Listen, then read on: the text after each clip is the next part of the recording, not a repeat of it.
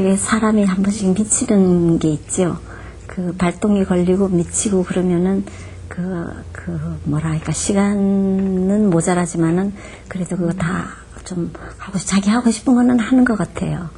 그래서 한 번씩 발동이 걸리면 그런 것을 해왔는데, 이제는 좀 좀처럼 그런 기회가 없을 것 같네요.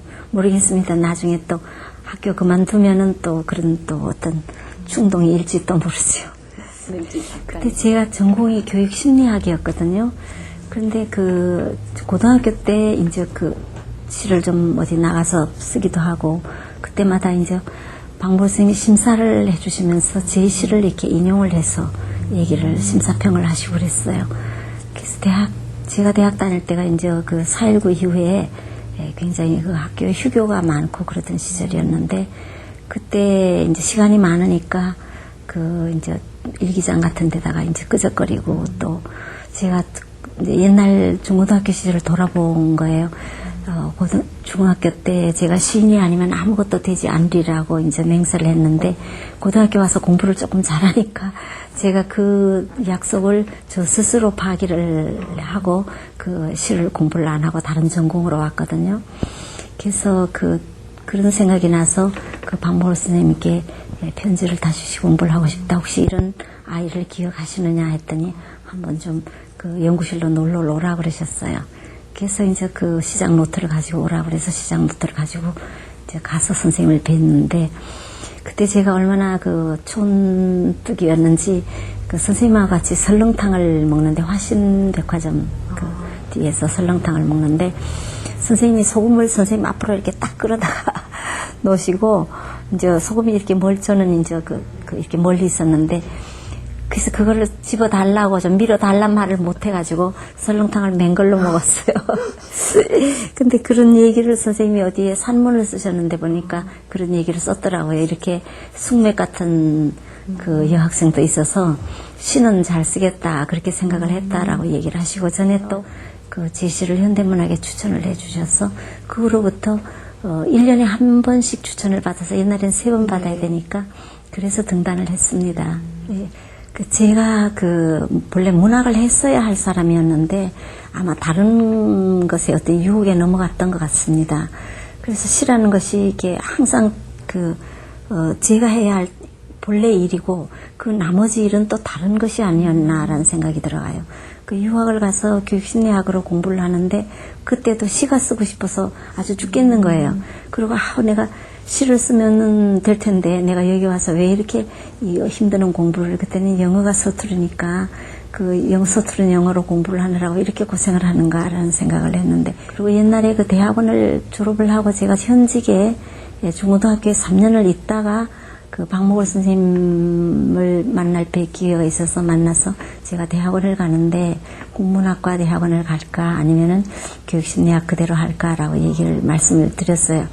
그랬더니 구체적으로 어떤 걸 공부를 하느냐 그래서 제가 이러이러한 것을 공부를 한다라고 얘기를 했더니 선생님께서 국문학은 국문학보다는 다른 인접 영역을 많이 하는 것이, 공부를 깊이 하는 것이 이제 시에 큰 집을 지을 수가 있다라고 생각한다. 그러면서 그거 그대로 공부를 하는 게 좋겠다라고 얘기를 하셨습니다. 그래서 그게 유효했는지, 제가 프로이드라든지 유흥 같은 사람에게 반했는지, 하여튼 제가 좀 시 외에도 다른 뭐를 많이 좀 유혹에 넘어갔던 것 같습니다. 지금도 제가 후회하지는 않는데 참 좋아요. 그런 공부를 한 것이 저한테는 굉장히 도움이 되고, 지금도 이제 그런 분야의 책이라든지 학생들에게 발달 심리학 강의를 할 때는 굉장히 신바람이 나고 이제 그렇습니다. 제가 학문으로 배우는 인간 발달의 인간이라는 것은 굉장히 객관적이고 어디에 치우치지 않는 그런 것으로서 학문적인 여러 이론들이 나와 있어요. 그리고 인간이 어떻게 키워지느냐에 따라서 어떤 형의 인간이 되고 어떤 능력이 또 특수하게 발달이 되는 게 있고, 또 이제 어떤 부모로부터 어떤 특별한 유전인자를 받아가지고 와서 그것이 환경과 상호작용을 해서 그 분야가 또 크게 발달이 되는 그런 등등이 있는데, 인간인 우리 사회 현실의 인간이라는 것은 그런 인간은 아닌 것 같아요. 그게 이제 예를 들어 성격이면 성격 사회만을 조명을 하고 사회성이면 사회성만을 조명을 하고 우리 그 현실의 인간이라는 것은 참 못 믿을 사람들이 많이 있죠.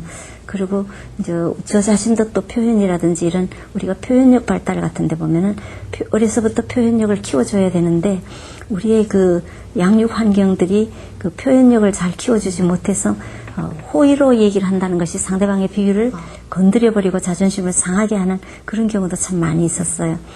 그러면서 이제 그리고 이 경쟁 사회다 보니까 또 친구 간의 갈등도 이제 있고 그 경쟁심 이런 것도 있고 그래서 그 정말 좋은 친구가 된다는 것이 참 어렵구나. 또 좋은 친구 또는 좋은 가족이 된다는 것도 좋은 아버지 어머니 좋은 딸이 된다는 것도 굉장히 힘들다라는 그런 생각을 했습니다. 사범대학은 옛날에 지금처럼 서울대학이 이렇게 종합화되지 않고 사범대학은 저 성동역 근처에 있는 용두동에 따로 캠퍼스가 있었습니다. 캠퍼스가 작다 보니까 이제 여학생은 몇 명이 안 되고 남학생들이 주로 많으니까 좀 이렇게 눈에 좀 봤던 것 같아요. 그래서 어떤 문인 모임에 모였는데 김광엽 씨가 저보고 그 동아일보에 횡설수설이라는 난이 있는데 그게 굉장히 중요한 난이에요. 그리고 굉장히 저명 인사들이 쓰는 칼럼이에요. 그걸 쓰라고 그랬어요. 그래서 제가 난 그걸 못 쓰겠다 그랬더니 그 박사까지 한 사람이 그런 걸 못 쓰면 어떡하느냐고 정해주면서 그 일주일에 한 번씩 칼럼 하나씩 쓰라고 그랬어요. 그래서 그거를 쓰기 시작을 하면서 그걸 쓰는 거를 보고 이제 다른 그 외에 뭐 조선일보라든지 다른 중앙일보 또 서울신문 이런 경향신문 이런 데서 이제 청탁을 해서 쓰면서 그걸 보고 그때가 사보들이 조금 우리가 좀 살기가 조금 나아지기 시작을 한 때였는지 모르지만은 각 회사들이 사보 홍보 용지로 사보를 발행을 할 때예요. 신문에 나는 그런 필진을 보고 그냥 원고 청탁을 하는데 그게 푼돈인데요. 그 원고료가 푼돈이죠. 그런데 저희들이 워낙 없었기 때문에 그게 굉장히 도움이 됐어요.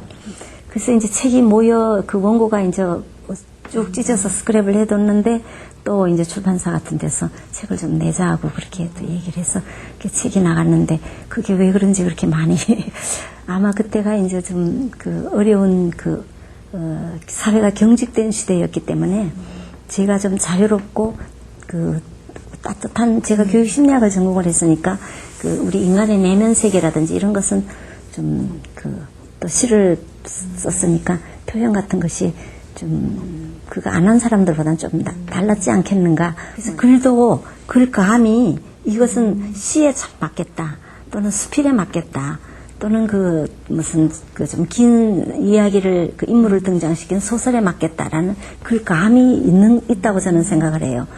그래서 글감이 옷감이나 음식 재료처럼 어떤 장르의 글에 가장 최적의 그런 것들이 있는 것 같아요.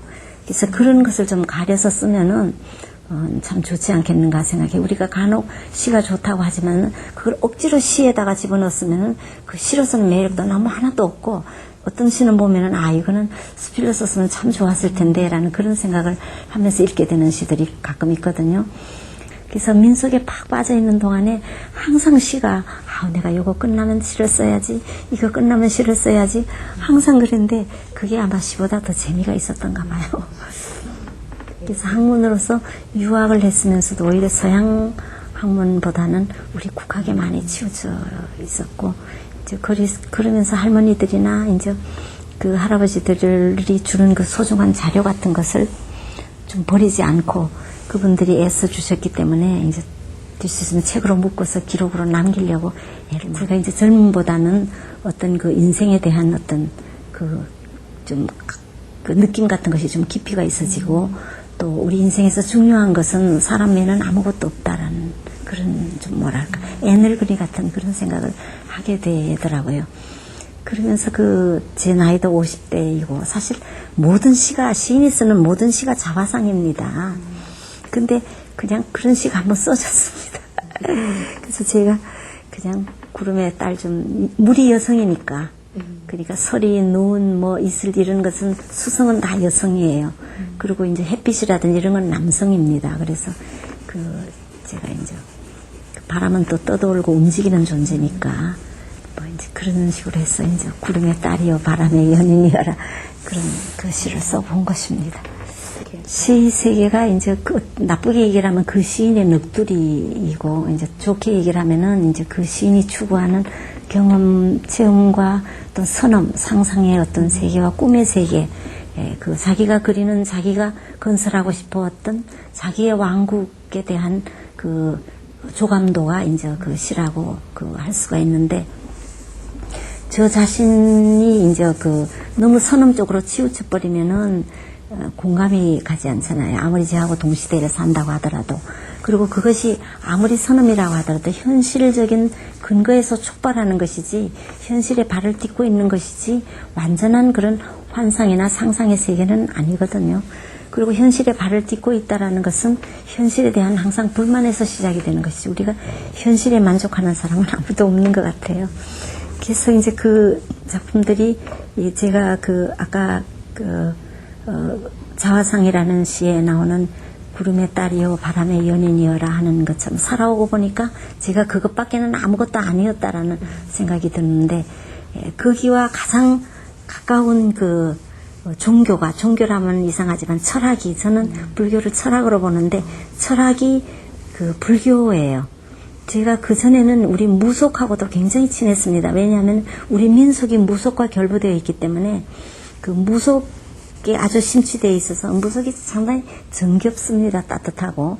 근데 불교하고 굉장히 가까워지면서 빠지기 시작을 한 거예요. 그래서 불교하고 깊이 빠지면서 이제 다버탑을 죽다라는 그런 것이 나왔는데 전 종교는 개인적으로 가톨릭이거든요.